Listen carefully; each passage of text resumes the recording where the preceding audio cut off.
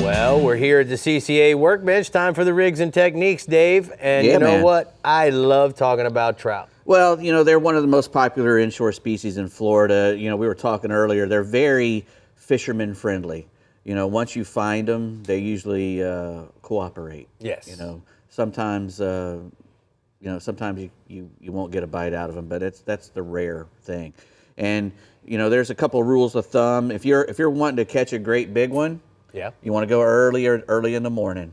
The great big trout like to lay up in that really shallow water. I mean, you know, 6-8 inches deep. I mean, they get right up on the shoreline early in the morning to chase those little white baits up and down the shoreline. Right. And if you want to catch a great big trout, that's probably the best time to do it is early in the morning. But they're going to be really skittish up there in that shallow water. That's the bad thing about it. They get up there in that real shallow water, the bigger trout, and if you come in there, you know, making a lot of noise and stuff, they're going to spook off. Right. So you got to be very stealthy when you're chasing those great big trout up in there. So anyway, that's you know. So use light line so you can cast long ways. Long way. So you can use the And you don't want Berkeley and you X9. and you don't want to use something that's going to make a big splash when it hits the water. Either. Right. You know, the lightest jig head that you can get away with, maybe with a shrimp on it, but more than likely you're going to be, you know, throwing a bass assassin, some sort, one of the shads or the or the. But I mean, this is going to hit nice and soft. That will, because it doesn't have a weight on it at all. Right. And you know, if you're using a spinning reel, you can cast that a long way. You know. And, Right.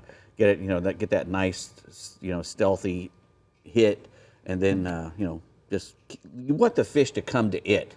Right. That's another thing. You want to cast. You want to figure out which way those fish are facing, and then you want to cast it a good ways out in front of them, at least 6 feet. Right. And let them come to it. Right. You know, especially those big ones when they're up there. So during the heat of the day, you know, the trout will come down off the flats and they'll get into the deeper parts. You know, the little guts right alongside the grass, potholes. or they'll get into the potholes inside the grass.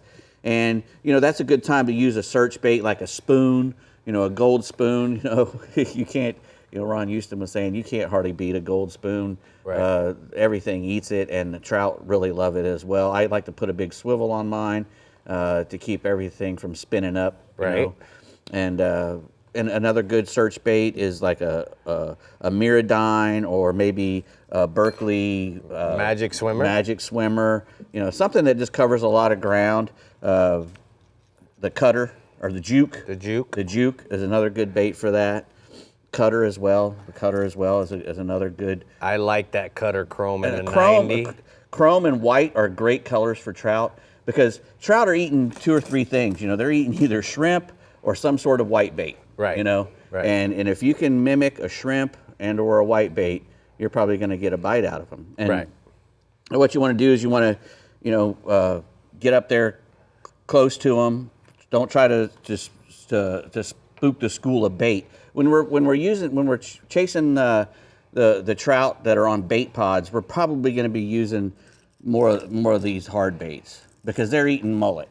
Right. You know, and the jig head pretty much the jig head in the bait is pretty much a shrimp imitator, and these are pretty much the bait imitators. Right. So we're going to throw, you know, big, you know, jaywalkers and the Chapo, stuff like that. And that's a good early morning bite too, you know. Right. And if it's too flat calm, that's when you want to throw that it's called a shadow walker, I think, or the Drift walker. Drift walker. That Right. thing is Because it doesn't have all the noise-making components, No. but it's still... it walks so easy too, and any moron can pick that thing up and walk it. The jaywalker, you gotta be a little bit, you know, you have to know what you're doing a little bit, you know, just like any other of those walking the dog type ones. But that other one, man, it just because the way the keel is on it, it just turns over really, really easily, and it doesn't make a lot of. You don't have to give it a whole lot of action to do it. Right. So it's really stealthy as it's going back and forth, which is a perfect presentation. One of the things I learned just now from you, Dave, is certainly if we're fishing mullet, or there's lots of mullet, then we're throwing something similar in size. Correct. But then what we're going to do is if we're going to, again, this is something, as you say, a shrimp is going to be in the middle part of the water column to the bottom during Right. the daytime. Right. It's going to be bouncing around in the grass. That's a really good point by you, and I don't think people realized exactly what you were saying. Yeah, and not only that, when if you can find a place where there's some current rolling through, the trout are going to be on the bottom, hugging the bottom as the current goes over the top of them, Right. and they're going to be looking for shrimp and other things that are being brought along with the current, pushed along with the current. So anytime you can get down there close to the bottom when you've got that good current, that's where you're probably going to get most of your bites as far as trout go. And what about a noise-making cork? 15 seconds left. There's nothing more fun, I think.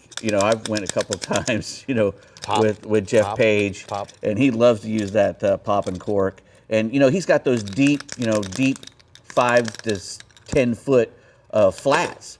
So that pop and cork with a 4 or 5 foot lead under it is just deadly on him. Right. And it's so much fun. This was a Deadly Rigs and Techniques. Oh, Thank you so much.